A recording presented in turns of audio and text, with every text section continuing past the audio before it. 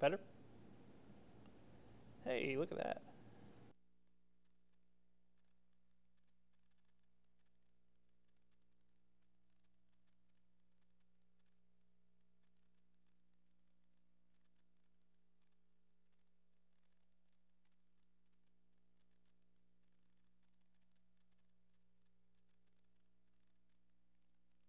Now, WTAJ Sports.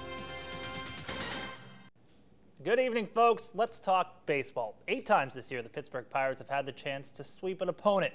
They've gone 0 for 8 today, hoping the 9th time is the charm, trying to sweep the Phillies. To do it, they'd have to go through an old friend, A.J. Burnett, back in the Burgh, going up against the guy he mentored for a few years in Jeff Locke.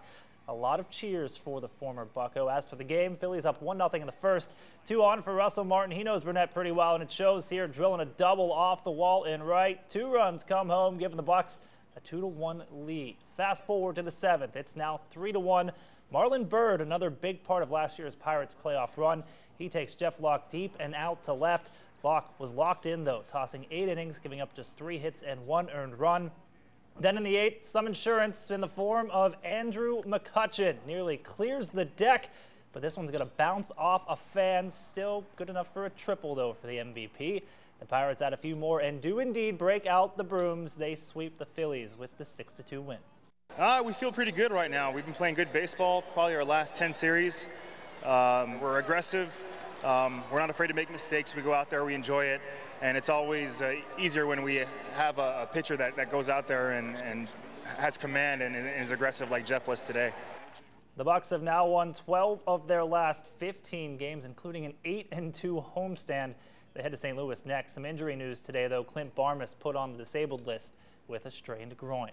Now, with that win, the Pirates looking to leapfrog the St. Louis Cardinals for 2nd place in the NL Central standings. All they needed was the Redbirds' loss. St. Louis hosting Miami, looking good in the first. Casey McGee going back up the middle. That scores Christian Yelich.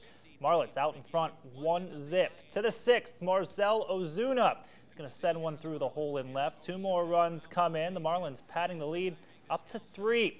Phillipsburg's Matt Adams had himself a day, going 4 for 5, a career high in hits. He also drove in a run, but the Cards on the wrong end of this one. They fall 8-4.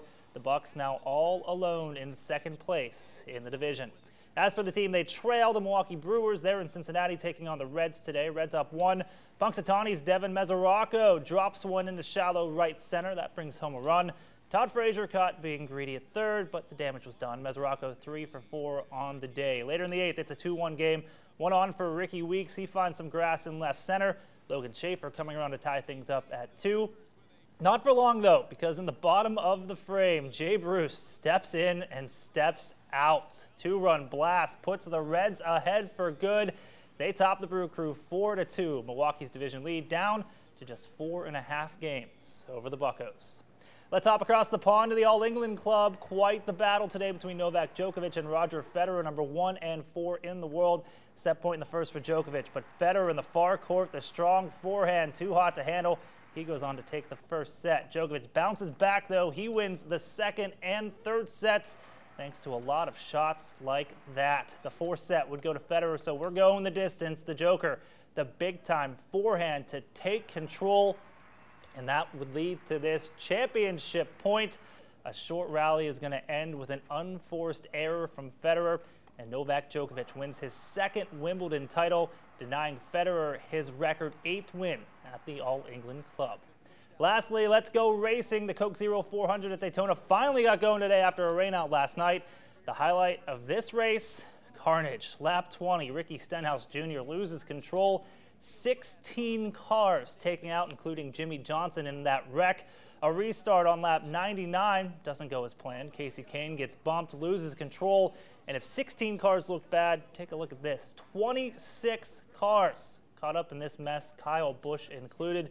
Then on top of all of that, the rains came. The race only went 112 laps. Eric Almirola gets credit for the win, his first career victory. That's it for sports, but stick around, WTAJ News. We'll be right back.